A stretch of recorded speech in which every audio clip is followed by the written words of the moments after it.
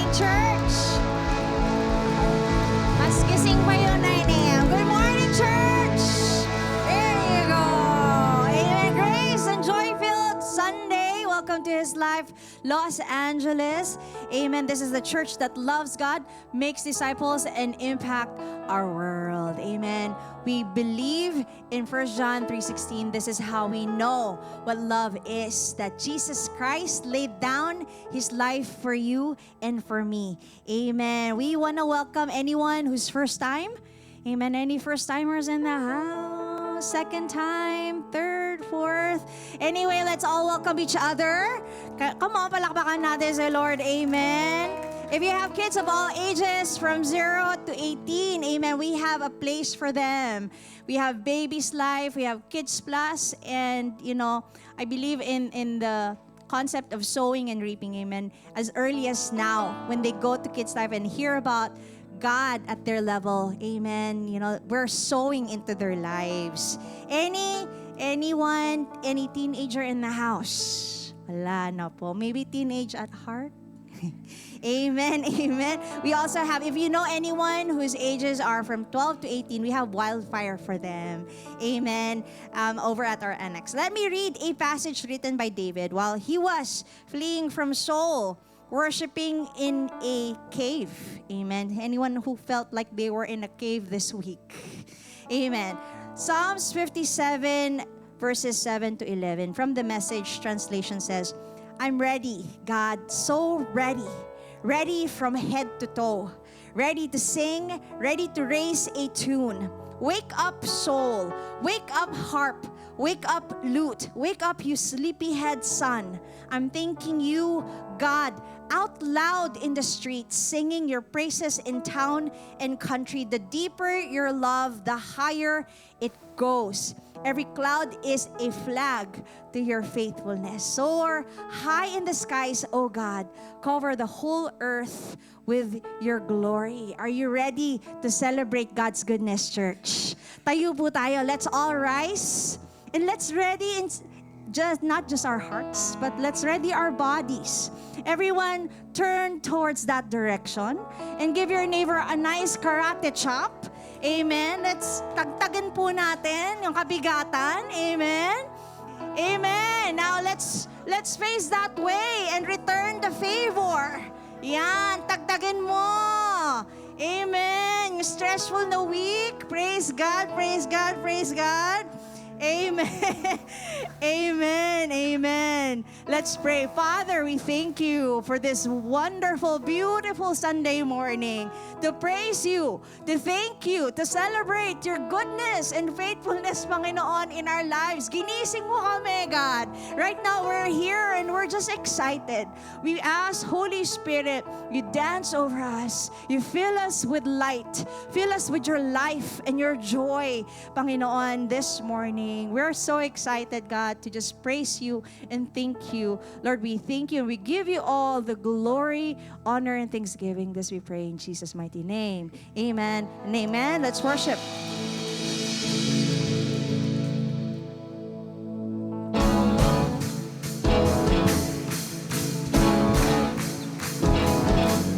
I'm clean. Sin was stained on me, and shame was running deep. Your love has built on Calvary. Oh, hallelujah, I'm clean. God, how can it be? I'm ransomed and redeemed. I'm standing in your victory. Oh, hallelujah, I'm washed in the water, washed in the blood. I'm as good as new. Oh, hallelujah, I'm washed in the water,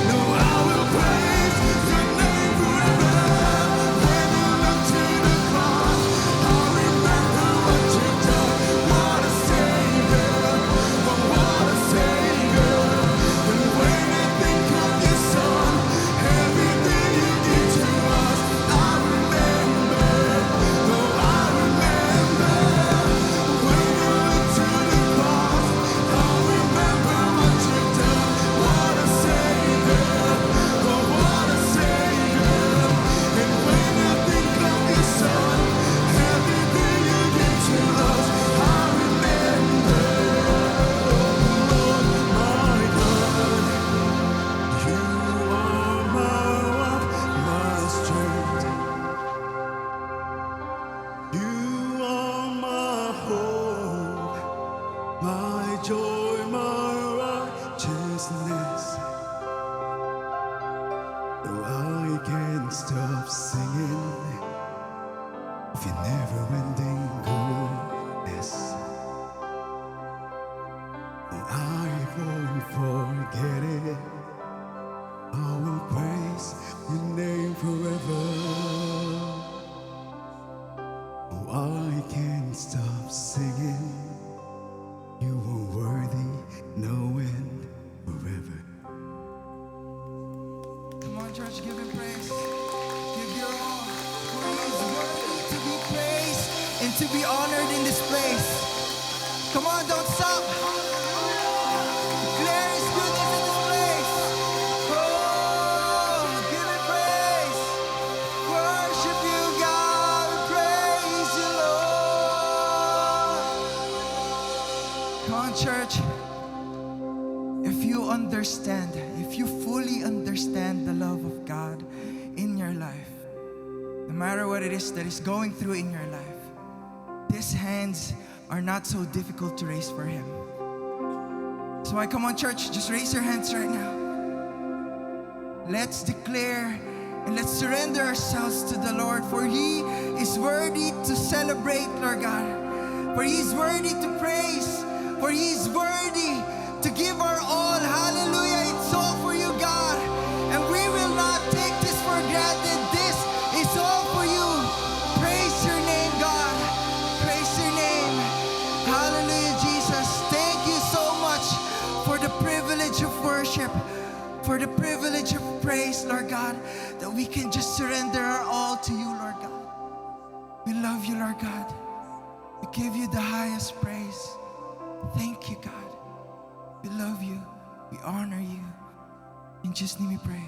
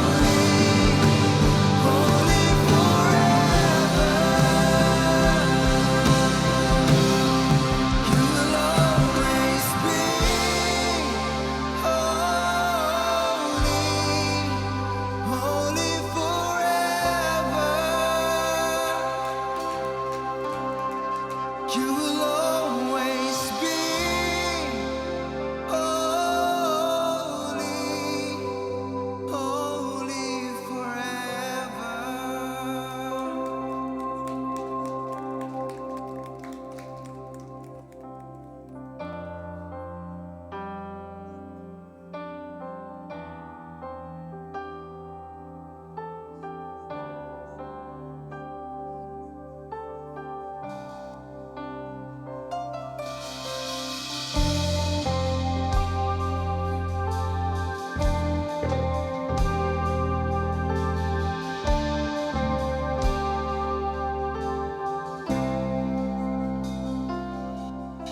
Salamat sa dakila mong pag-ibig.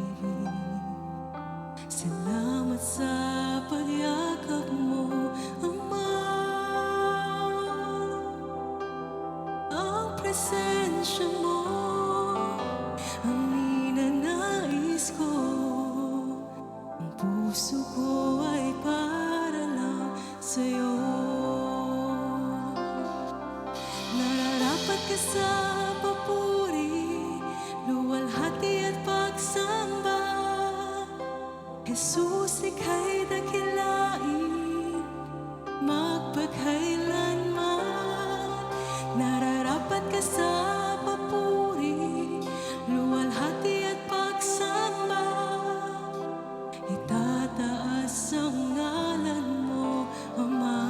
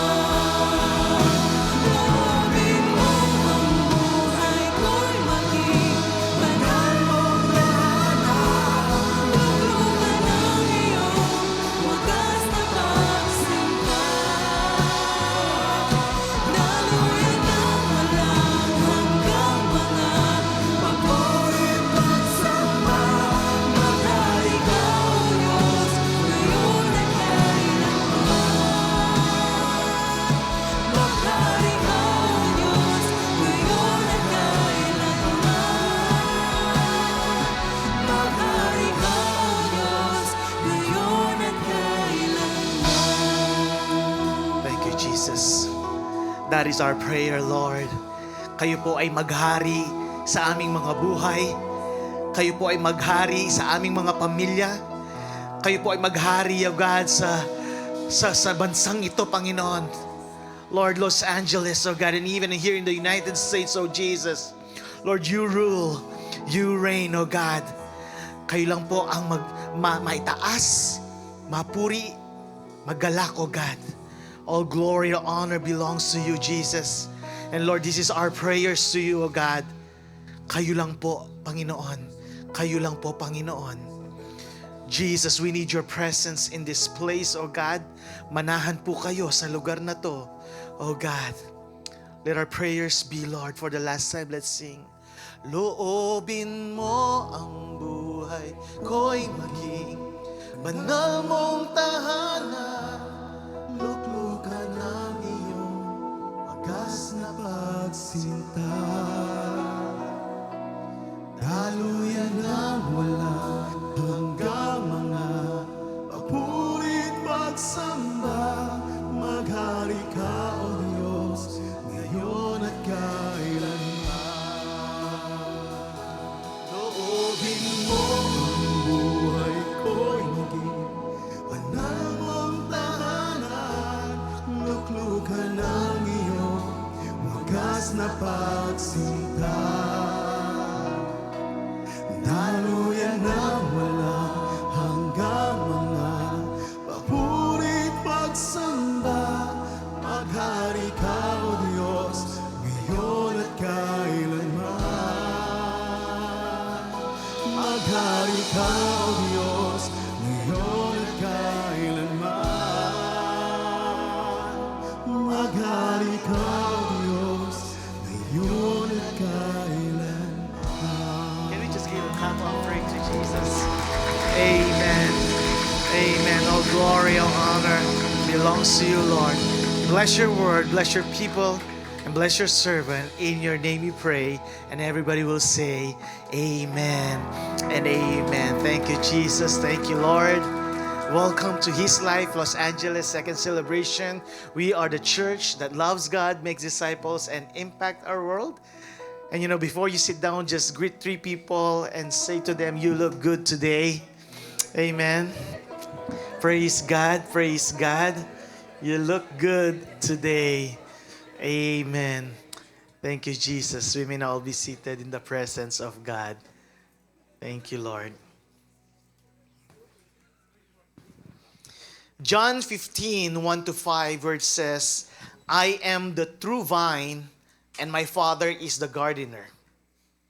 He cuts off every branch in me that bears no fruit, while every branch that does bear fruit, He prunes so that it will be even more fruitful.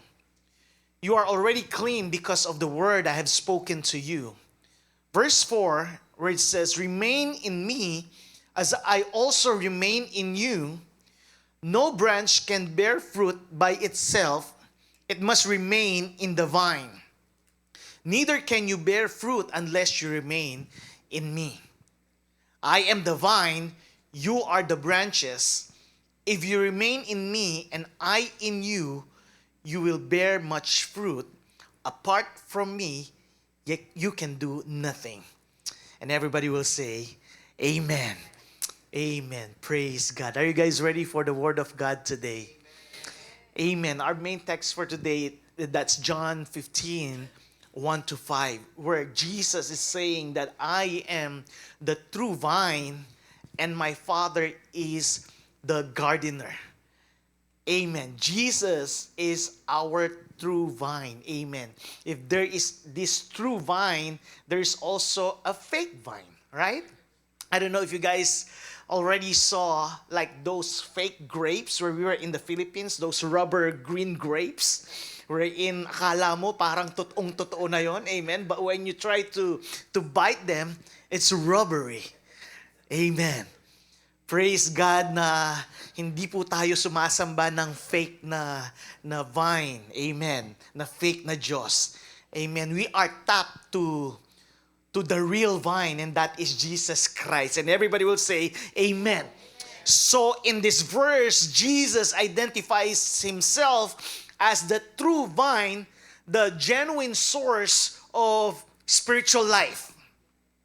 As Christians and believers of Christ, we are dependent to where we are tapped or connected to become fruitful in life.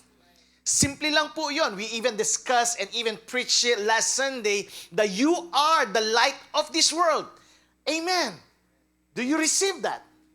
That you are the light of this world once you are tapped or even connected to that source of the electricity, to the source of life, which is Jesus Christ. Amen. You know, fruitfulness comes through union with Christ. Not even religion, or not even your family background, or not even a religious system or a church. It comes from being connected with Him.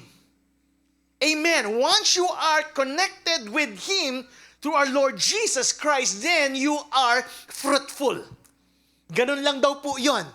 Amen. Who wants to be fruitful today? Or for the rest of their lives. Amen. We even prophesy, we're even claiming that this year is a year of favor. Amen.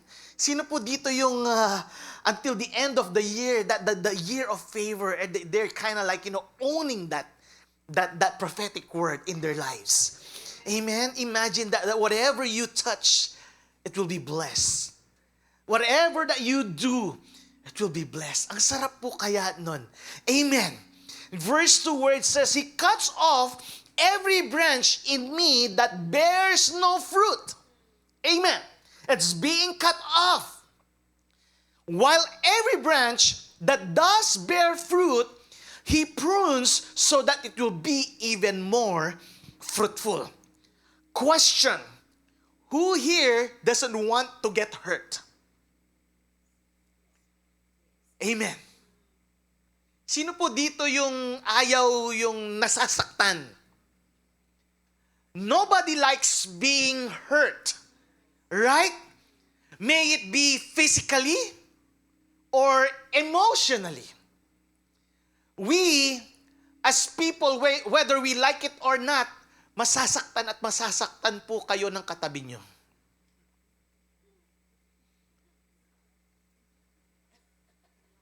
Do you receive that? Tao lang po. Amen. Kaya kung ano man po ang pinag-uusapan natin ngayon, that kung masasaktan man tayo, dapat masaktan na tayo sa tamang dahilan. Right? If you're going to get hurt anyways, get hurt for the right reason. Amen. The verse is telling us that He cuts off every branch in me that bears no fruit. Amen?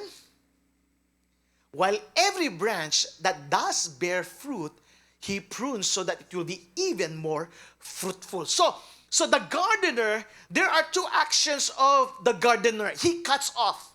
Masakit po yun. Right? Pag nag-cut off po tayo ng relationship, nag-cut off po tayo ng yung dati nating mga ginagawa, masakit po yan. Amen. And we all know that fruitfulness reveals a lack of genuine connection to Christ. On the other hand, the other action of this gardener in this verse, he prunes. He prunes even the fruitful branches. How is that? Pruning involves removing what hinders growth so that the plant can produce more fruit. Either way, there is pain. Pareho po silang masakit. Mamili po tayo. But my prayer for today that God will just repurpose our pain in life. That we are not going to survive this per se, our pain, but we will repurpose our pain, that God will turn our pain into our praises. What about that? Amen. Yung masasaktan ka na lang nga, din lang, amen, yung may purpose na. Yung may bunga na. Amen. It even says that the pain is not pointless. It is purposeful and transformative. What about that? Yung nasaktan ka pero nagbago ka. Amen? And in verse 4, sabi niya, remain in me as I also remain in you. No branch can bear fruit by itself. It must remain in the vine.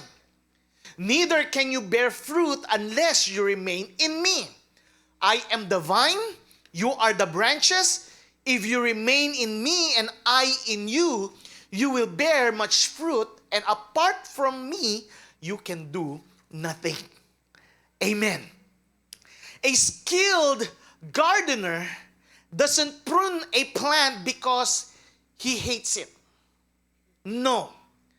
He prunes it, it's because he wants it to thrive and not just survive. Amen. Today, allow me to share a message from the Word of God entitled, Thrive, Don't Just Survive.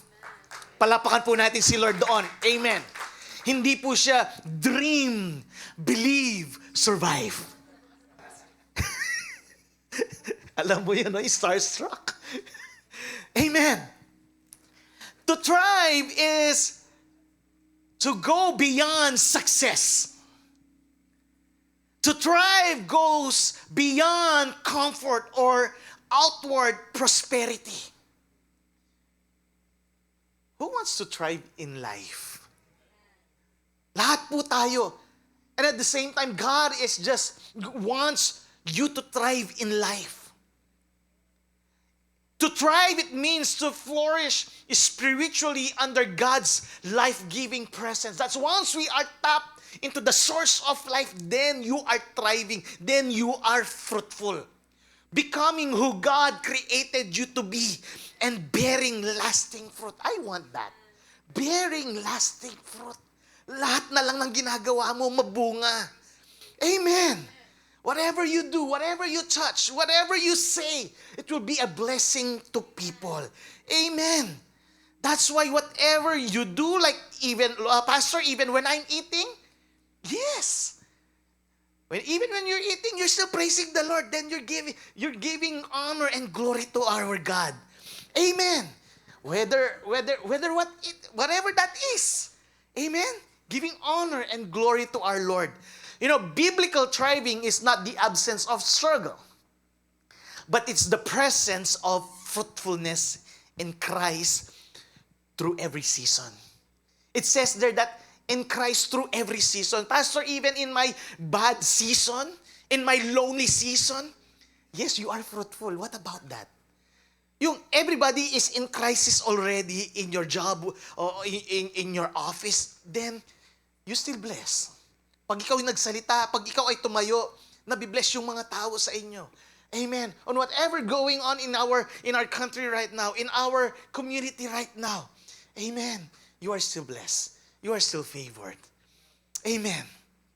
You know, in life, we naturally celebrate new beginnings and endings or completions.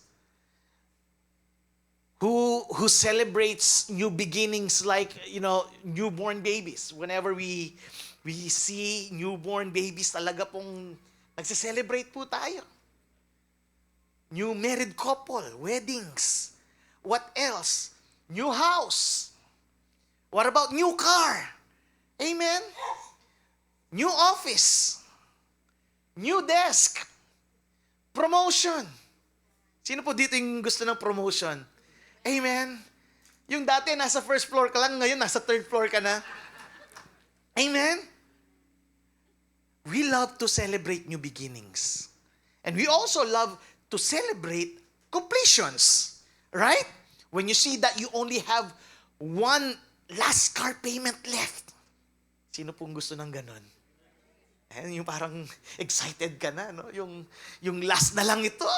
Amen. Ano kaya ang next na kukunin kong sasakyan? Right? For guys, we are something like that, right? Sana hindi naman po ganun, no? Parang may mali, no? No? What about finishing college? Finishing a project, like close business deal. Amen. We love to celebrate new beginnings and completions. In real life, we also loves to celebrate the harvest season. Sino po dito yung gusto nang mag-harvest? Kahit hindi po kayo nagtanim? Amen. Mahirap po yun. Baka wala po tayong harvest, baka kayo ang masyak. Amen. That's why plant seed first before the harvest. Right? Pastor Anthony would always remind us that if there's a need, plant a seed. Right? This reflects a biblical principle of sowing and reaping in Galatians 6:7, where it says, a man reaps what he sows. Need finances? Plant generosity. Need joy? Plant encouragement.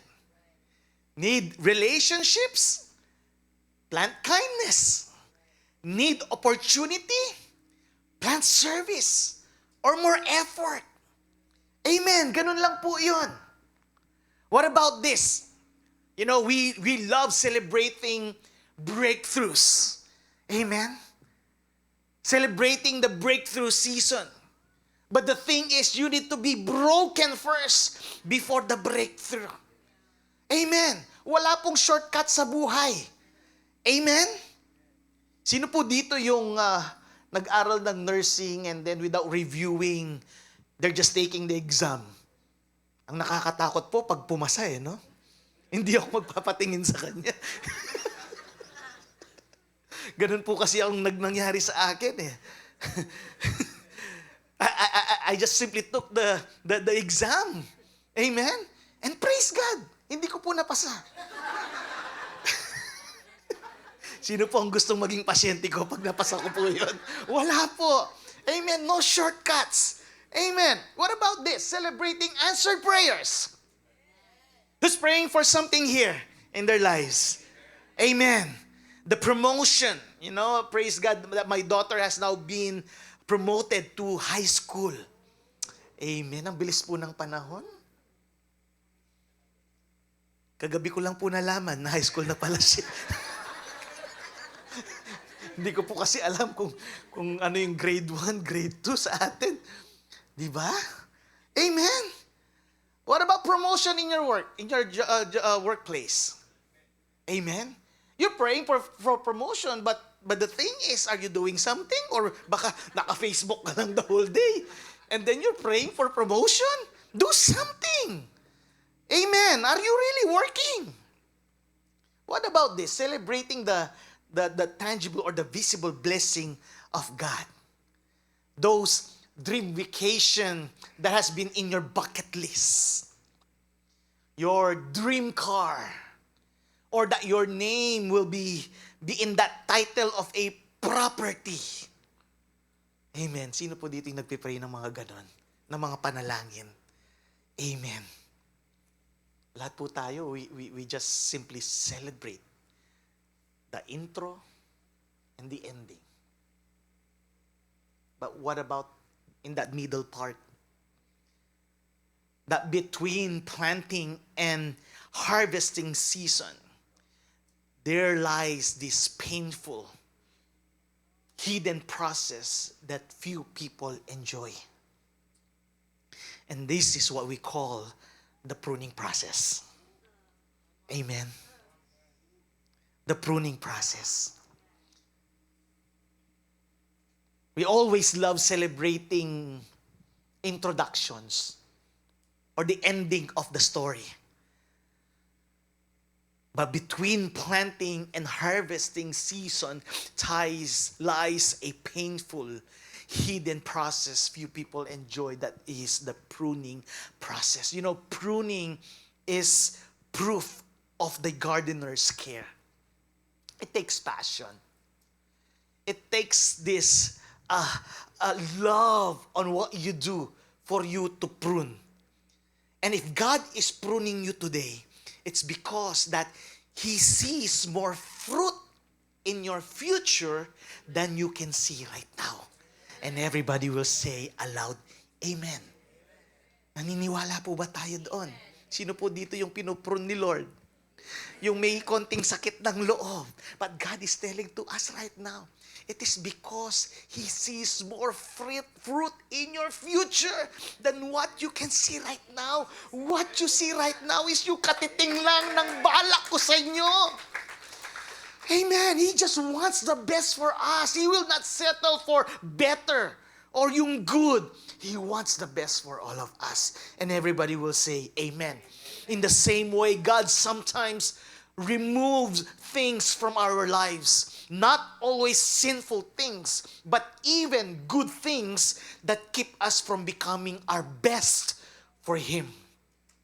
The pruning may be painful. Sino po dito yung nag-i-enjoy whenever they experience pruning? Or kaya yung dinidisiplina kayo ng magulang ninyo? Or kaya yung dinidisiplina kayo ng leader ninyo? Amen. Yung tipong akala mo mag-aaklas na no? Kasi sobrang sakit ng loob. No? But its purpose is not punishment. It is for greater fruitfulness. Amen. Amen. That is why both in gardening and in our spiritual lives, pruning is essential for thriving. A tree that is never pruned may look full for a season, but eventually it becomes unhealthy. It becomes overcrowded. It becomes weak and unfruitful. The same true is with spirituality. Real talk po tayo dito. Amen? Do you want real talk today? You don't post pictures of your pruning season. Tama po ba? No one takes selfies during pruning season. Yung konting malungkot ka, naka-sad face ka. Right? They wait for the harvest season. No one will put in their Facebook page or Instagram hashtag being pruned.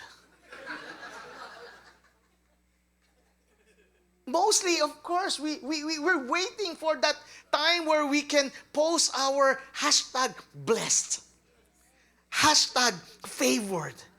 Amen. No one posts that, oh, you know what? God corrected me today. And then they wait 6 months and post, look what the Lord has done in my life. Amen. No one celebrates loss. No one celebrates correction. No one celebrates waiting or reduction. Amen. How many of you here saw a bonsai tree? Hindi po bonsai men or bonsai. Iba po yung tawa nyo eh. Medyo nakaka-insulto. Mamaya gaganti ako sa inyo. Alright? May kapupuntahan po itong ano natin. Itong, ba't nasabi-sabi ko pa itong bonsai na to? Don't worry. May lesson po tayo dito. Alright. Can I see that a picture of a bonsai tree? Ayan. Just to let you know, may bonsai eagle din po dyan. Hanapin nyo po. Ganda po, no? Ang cute po, no? Siksik. It looks, what? Expensive. I tell you. I told you. Diba? What else? Beautiful. Pruning in a bonsai is actually the core of how the tree becomes and stays a bonsai. There is this structural pruning, maintenance pruning, leaf pruning, and root pruning. You know, 2 years ago, talaga pong nagkaroon po ako ng bonsai tree. And we were just talking about, kasi may dalawa po kaming bonsai dati, bonsai tree. We were just talking about kaming mag-asawa while on our way here. Sino kasing nagbigay ng isang bonsai na yun? Sabi ko, sana hindi na nag-a-attend. Sabi ko, Kasi wala na rin po yung bonsai ko. Amen. Anyways, we have that bonsai tree, but the thing is with all of this passionate caring about this bonsai tree, ang nangyari at ginawa ko lang po is pruning lang po siya. Wala po yung structural maintenance, leaf pruning, or even that root pruning. You know, bonsai pruning is the careful cutting and shaping of a tree so that its natural growth is guided into beauty, balance, and intentional design. Amen. It's not just trimming, it's intentional shaping. It's control of growth and long-term training. Did you know? Come on, say, did you know? The record of the most expensive bonsai tree ever publicly sold in a century is a centuries-old Japanese white pine that fetched roughly $1.3 million in 2011 at the International Bonsai Convention in Takamatsu, Japan. Kaya po pag meron dito na tinawag ka na bonsai, be proud of who you are. Amen. Don't get mad. Take it as a compliment. Imagine that. Amen. Amen. Kaya po ako, hindi ako affected. Amen. John 15:2, where it says, He cuts off every branch in me that bears no fruit. And everybody will say, ouch. While every branch that does bear fruit, He prunes so that it will be even more fruitful. So the verse clarifies, states that He cuts off branches that bear no fruit and prunes to bear more fruit. Right? Listen, church. Jesus did not say pruning happens because you are failing. The pruning is explicitly for those already bearing fruit. Not because they are failing, but because they are ready for more fruitfulness. And everybody will say, Amen. Amen. Kaya nga po, tell to your neighbor right now, you are marked for more fruits this year. Sabi mo sa katabi mo, Amen, you are marked for more fruits this year. Amen. Pruning is not a sign of disapproval. It is a sign of investment.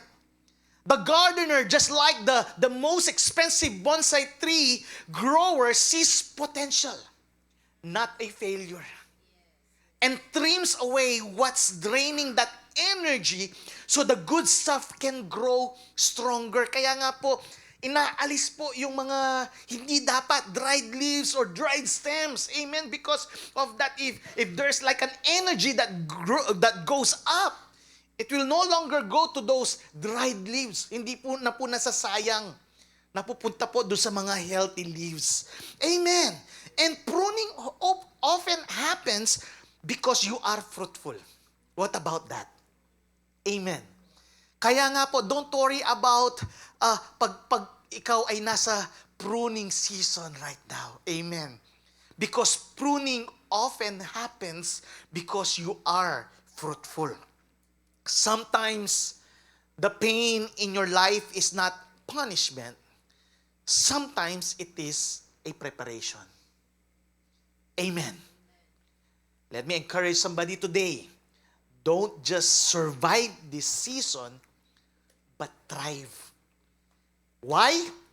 Because after your pruning, unlocks your fruit-bearing season. Palapakan po natin si Lord doon. Amen. Kaya nga po sabihin mo sa Panginoon, bring it on, Lord. Challenges. Amen. What's my point? Let us repurpose our pain. Let's turn our pain into praise. Let us embrace our suffering and thrive not just to survive in our pruning season. Amen. Yung tipong nasasaktan ka na nga, nahihirapan ka na nga, take it as a blessing. Lord, yes, Lord, binabago mo, pinuprune mo ako ngayon. It's just because it will be a new person after this pruning season. Amen. It will be a changed person. A changed Larson. Amen. Who wants that? Sino po dito yung nagpipray na a change husband? Hindi po yung, yung ugali lang po. Amen. Amen. Pero bago po tayo mag-change ng husband, amen, change myself, Lord. Lord, change me first. Amen. Amen. And that alone is my introduction. Amen. Are you guys ready for the Word of God today? Amen. I'll give you 4 points for today. Number 1 point is God prunes whom He loves.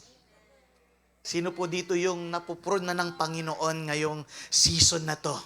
It just simply says that God loves you. Amen. Loves ka ni Lord. Sabi mo sa katabi mo, loves ka ni Lord. Amen. We all have areas in our lives that needs pruning. Amen po ba? Hindi po madali. Mahirap po yan. But after that pruning, we already know what's next. Amen. So when you undergo this pruning, do not try to get away so fast or skip the process. How many of us are in the pruning season right now? Hebrews 12:6, because the Lord disciplined the one He loves, and He chastens everyone He accepts as His son. So when God uses your parents, or even your leaders, your teachers, your boss to correct or to discipline you, don't take it negatively or personally. Amen po ba yun? But instead, be grateful for them, for they are being used by God to prune you. Amen. And not only that, as a matter of fact, take the people who corrects you. Amen. It's just simply because they love you. Hindi po ibig sabihin na dinidisiplina kayo, then it's just because trip ko lang eh. Wala pong ganon. Trip lang. Wala pong ganon na term wherein when we discipline a person, it just simply says that we love that person. Amen.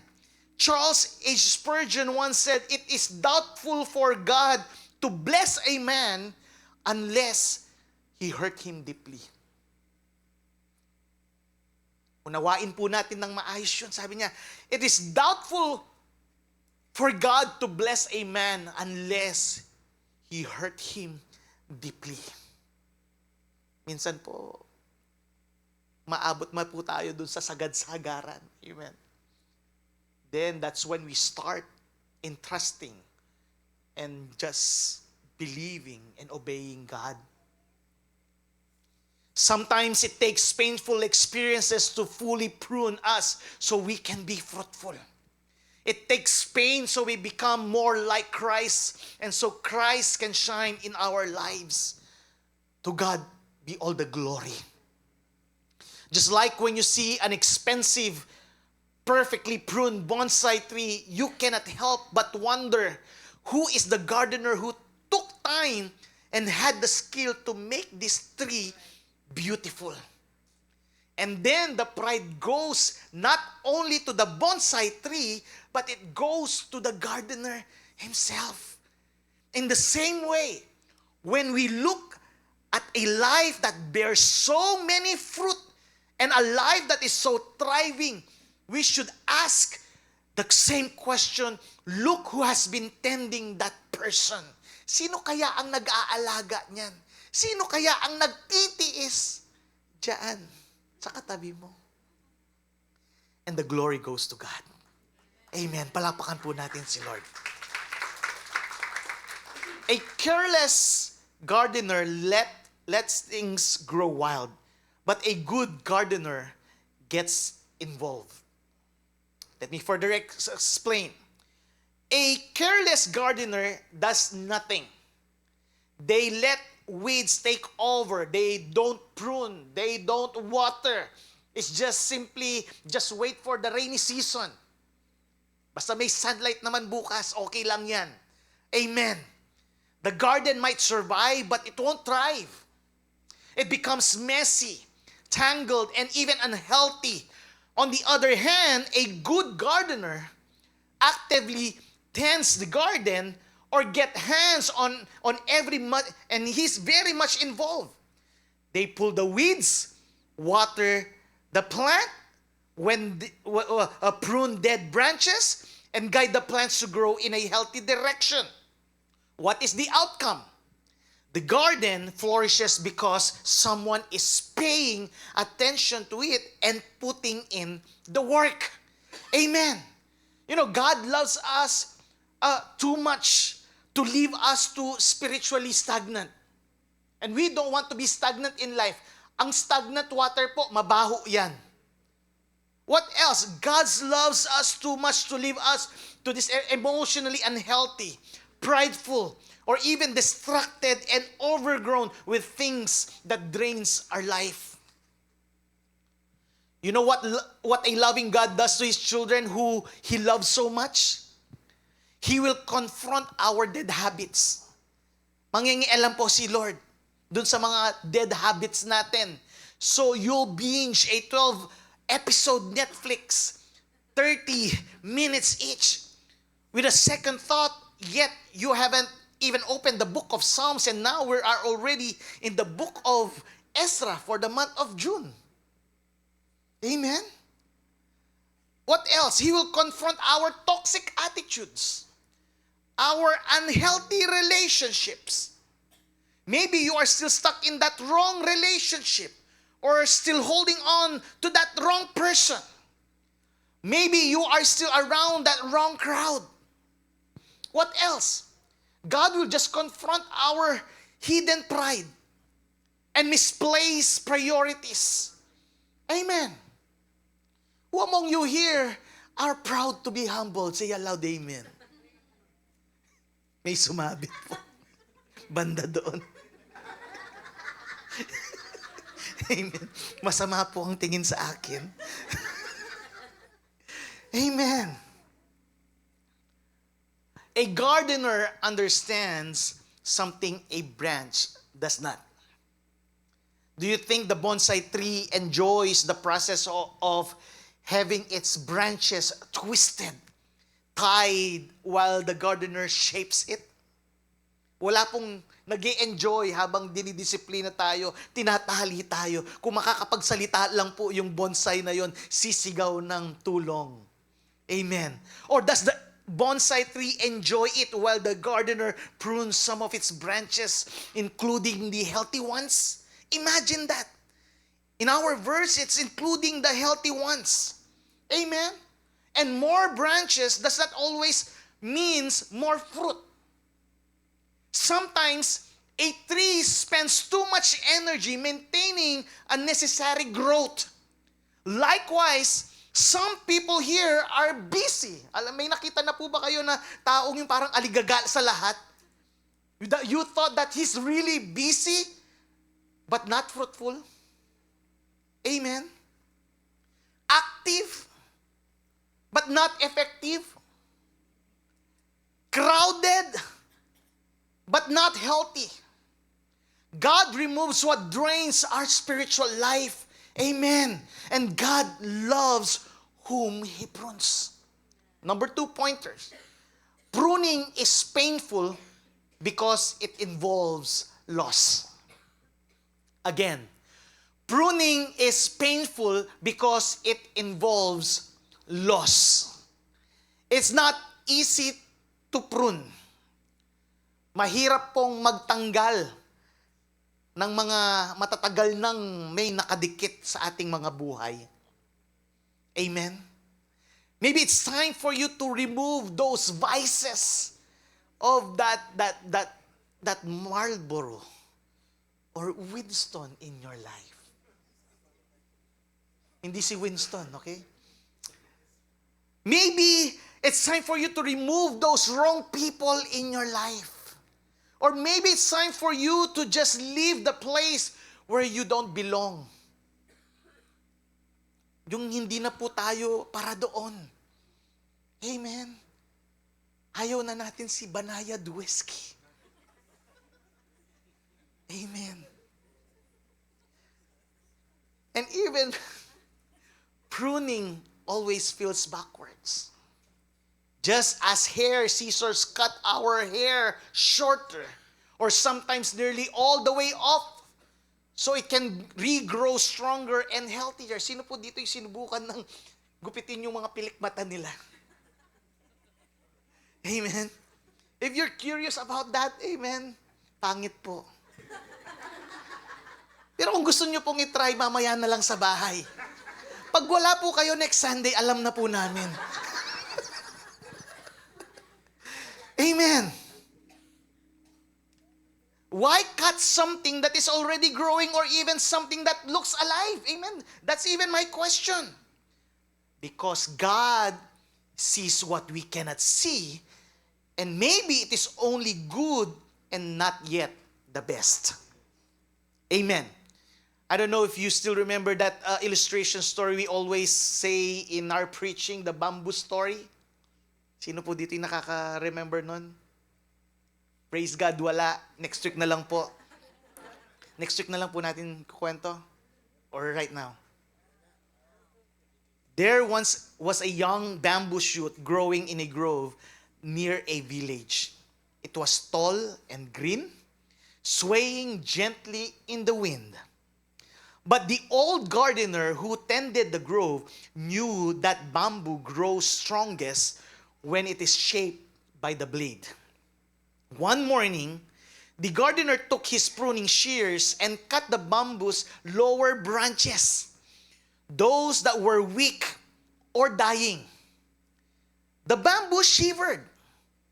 Why cut away parts of me? Imagine that.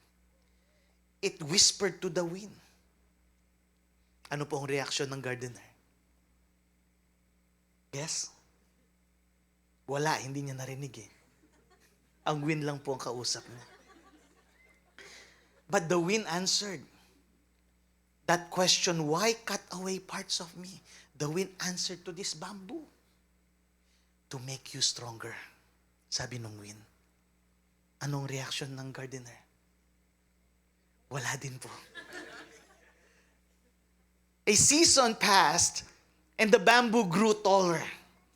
But the gardener returned with a sharp knife and cut the bamboo at the base, right through its thickest joint, so that only a short stump remained. The bamboo felt hollow and broken. Umiyak po ulit. Sabi niya, now, kalbo na ako. Ngayon, pinutol pa ako. Now, I am nothing. But the gardener smiled. He took the severed piece and split it cleanly down the middle into two perfect halves. From one half, he carved a water dipper. From the other, he wove a sturdy basket.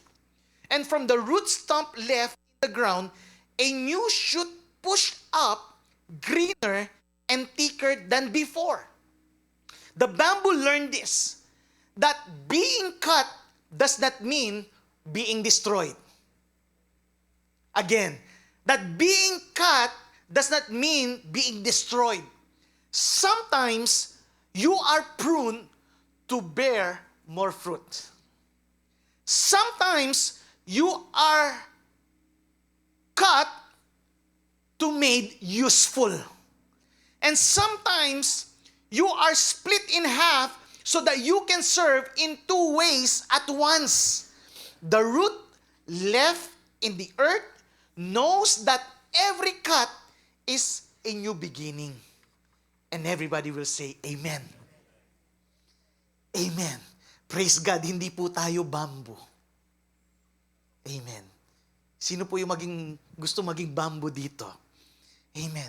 But nevertheless, maybe you are in a season of pruning, or you receive a bad news, loss of a job, loss of a son, or even failed in an exam, lost a business, or your marriage is on the rocks, let me remind you, these things are just preparation for something best.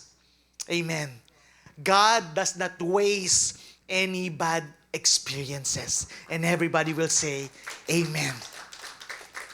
Kasi po, we all know that Isaiah 55:8-9, for my thoughts are not your thoughts, nor are your ways my ways, says the Lord. For as the heavens are higher than the earth, so are my ways higher than your ways, and my thoughts than your thoughts.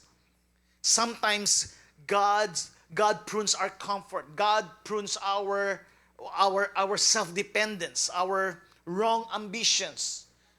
Or most of the times, God prunes our wrong relationships, wrong opportunities, and even good things that hinder better things.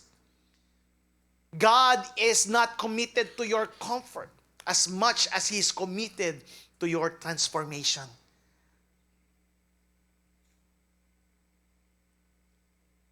Amen.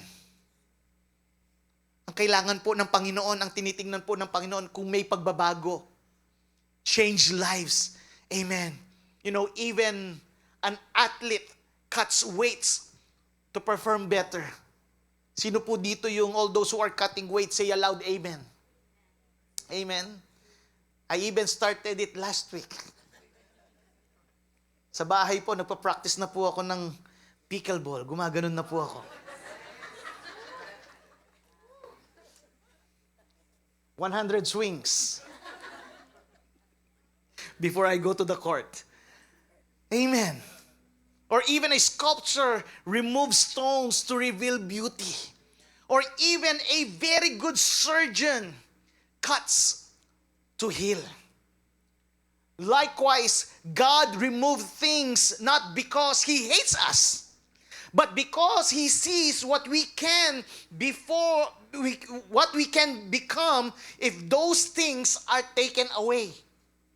Amen. Mas gusto ko na pong hasain na ako ni Lord. Amen.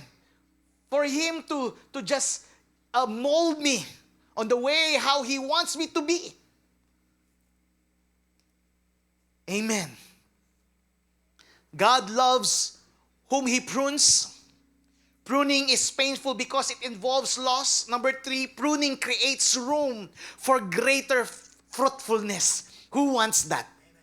Sino po dito yung mas, God is just creating more room for you to become fruitful. Pruning is not subtraction for loss. It is subtraction for multiplication. Amen. John 15:2 where it says, so that it will be even more fruitful. You know, the Christian life is not merely about activities, schedules, or events. It is about fruitfulness.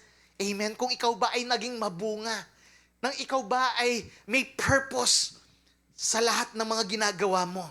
You know, God's desires for our deeper character, stronger faith, greater love, spiritual maturity, and lasting impact. Amen. You know, we even sometimes ask God, why am I being reduced? Because reduction often precedes multiplication. God is just preparing you for something new, something best. Amen. You know, we all know the story of Joseph the dreamer. God pruned his comfort, being the best son to his father. Amen. God pruned his freedom. He became a slave to Potiphar's court. God pruned his reputation. He was falsely accused of rape, a crime he never committed. But the pruning produced a leadership and character in the life of Joseph. We all know the story of Moses. Amen. And even God even called him the meekest leader of all Israel.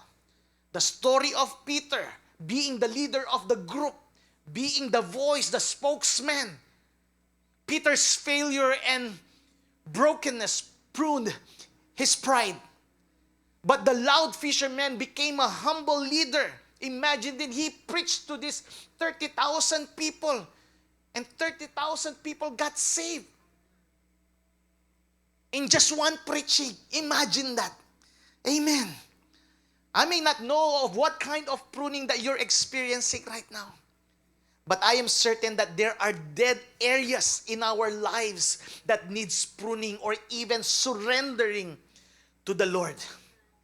Even those dead branches in us, just allow God to prune it or to cut it. Amen.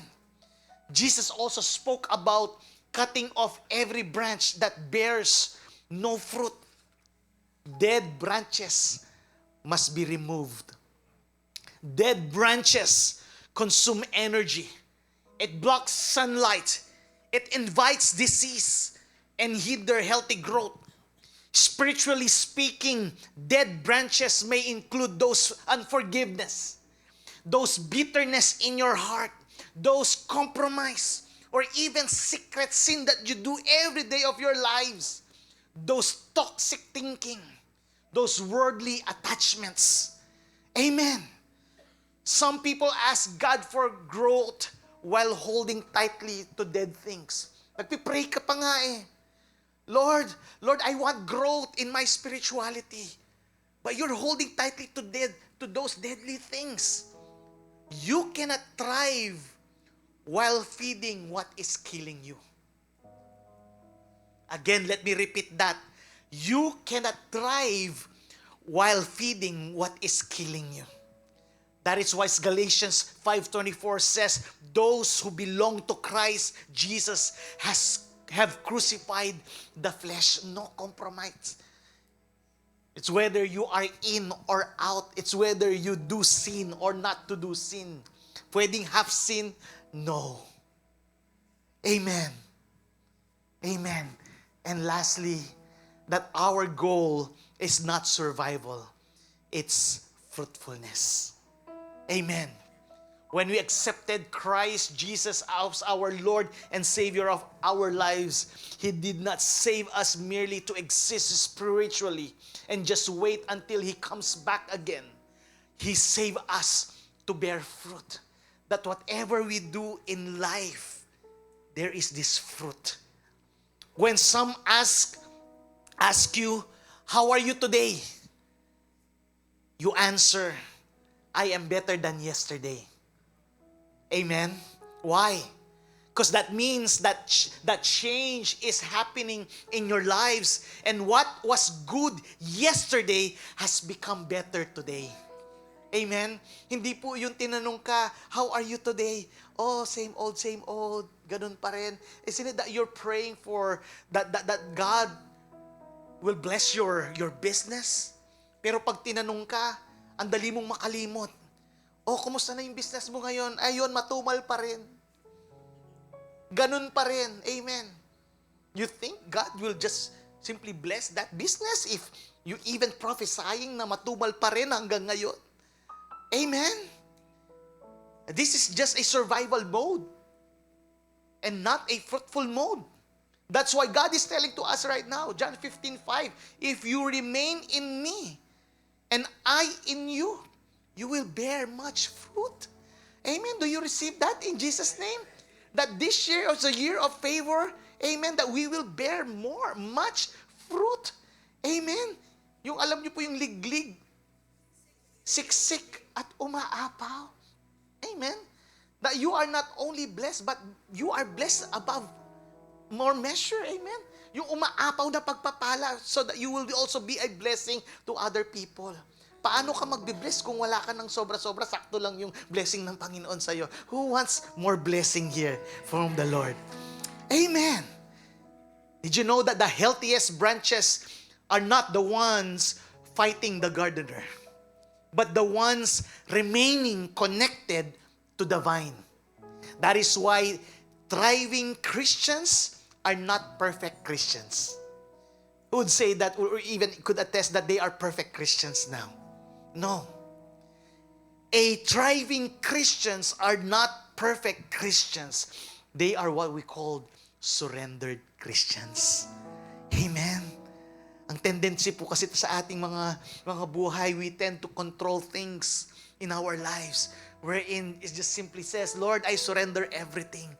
I-surrender ko po ang lahat sa inyo and take charge, take control. Amen.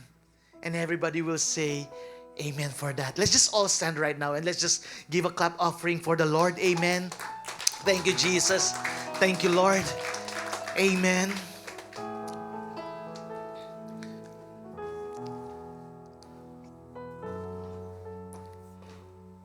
Maybe you are in a pruning season right now. I don't know what your challenges are right now, but if in your mind and in your soul that God is just pruning you right now, things feel smaller or harder, or more things becomes more uncomfortable. God is just removing those dead branches, such as distractions, such as those unhealthy dependencies, or those false insecurities and old mindset. You know, God is telling to us right now that do not mistake pruning for abandonment. The knife is still in the hands of the gardener, and the gardener is good. Praise God that our Lord is good. That our God is good. The same God who cuts also cares. The same God who trims also restores. The same God who prunes also promises fruit. And right now, God is telling to you right now, I want the best for you, son. I want the best for you, my daughter. Amen. What about those dead branches you are still carrying until right now? What is God is trying to remove that you keep trying to preserve? What are those things? It's time for you to surrender everything to God right now, my friend. All it takes for you is just to surrender right now to Him. What if the painful season you are resisting is actually preparing you for a greater fruitfulness? And Lord, we receive that. We receive that, Lord. Be it, Lord. Whatever that is, Lord, if we are experiencing pruning season right now, Lord, be it.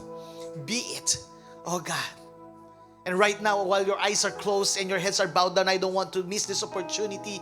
If you came here for the first time and you don't have that relationship with Jesus, and you are just starting to learn what we're talking about here regarding those pruning and surrendering our lives to Jesus, and if you are that person who has this guts to Lord, I just want to surrender everything to you, I will lead to you to a very simple prayer.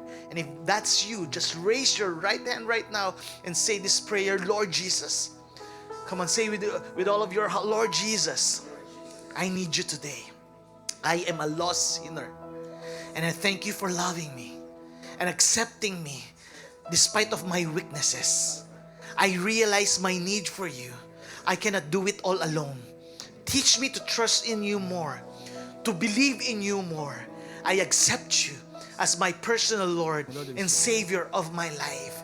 Help me to follow you in all of your ways. From this day onwards, I will love you. I will honor you. I will worship you and praise you. In your name we pray. And everybody will say, Amen and Amen. Palakpakan po natin ang Panginoon. And may we slowly sit down for our announcement and love offering.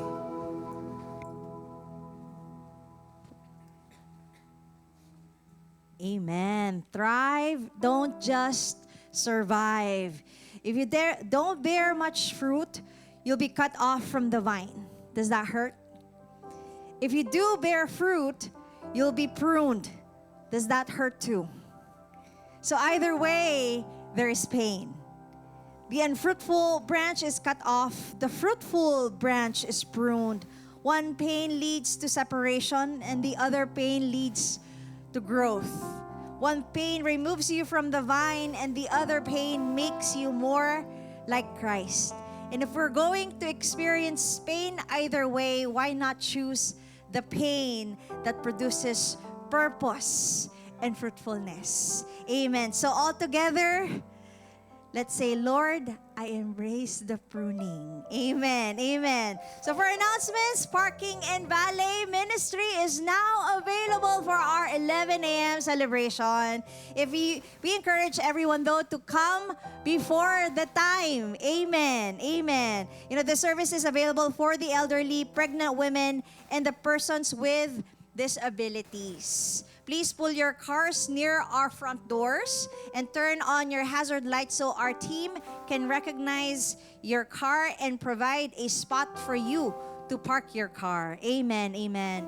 EGW? Ayun. Isa pa. Encounter God Weekend!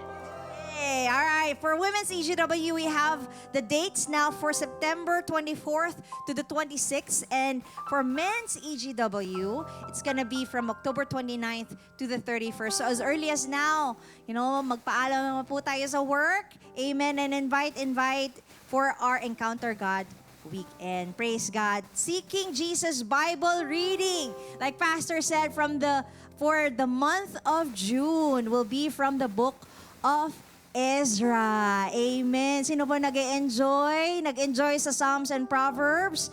Amen. Ezra's 10 chapters. So if you're done with Ezra, bawi po tayo sa Psalms and Proverbs. Amen. No judgment here. Let's just continue. Amen. Prayer works. Isa pa. Prayer works. Yay. Saturday, 7 a.m. to 8 a.m. dito po. You know, what is one hour for the weekend? Amen. To intercede and pray. Because when we work, but when we pray, oh, prayer really works. Amen. Praise God. And follow us, amen, on socials. If you have Instagram or Facebook, follow us on our social media accounts for some encouragement during the week. Talaga, tsaka nakakatawa din. Praise God sa pwede po ba nating palakpakan yung ating creative team? We appreciate you. Amen. Yung pa nga Wednesday hump day and you'll see si AJ nakaganon. Praise God. Nakaka-encourage. Amen. Also, you can check out our YouTube channel for today's broadcast and watch previous celebrations. And lastly, if you need prayers, we have pastors and leaders waiting here inside our sanctuary, and we would love to pray with you at the end of the celebration. Praise God, praise God. For our tithes and love offering from Galatians 6:9 from the TPT version, it says, "And don't allow yourselves to be weary in planting good seeds, for the season of reaping the wonderful harvest you planted is coming." Amen. Let's pray. Father, we thank you. You have given us, Lord God, the most generous gift and treasure of all, Lord. And so with all of what we can, God, we give. Father, for those who are, Lord, living from paycheck to paycheck, Father, we give in faith, knowing that you provide our every need according to your riches and glory through Christ. God, we thank you. Bless the hands, Father. Bless the families represented in this place. God, we thank you. We give you our all, be it a reflection, God, of our love for you and our gratitude for everything you have done. God, we thank you and we give you glory, honor, and thanksgiving. This we pray in Jesus' name.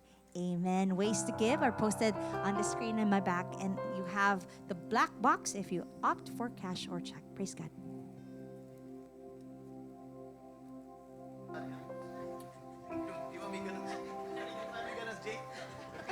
Amen. Let's just all stand. And just to let you know, some of our people are not here with us. It's just because we will have our convergence celebration later in the city of Lancaster, Palmdale, and yung mga Rosamond. Yan po. So may celebration po later at what time? 4:30.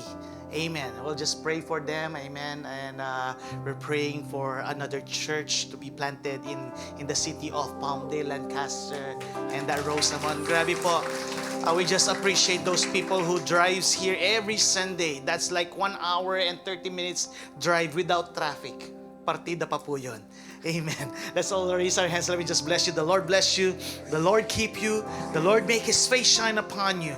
The Lord bless your week. The Lord bless your families in the name of the Father, the Son, and the Holy Spirit. And everybody will say amen and amen. See you all next Sunday. God bless you all.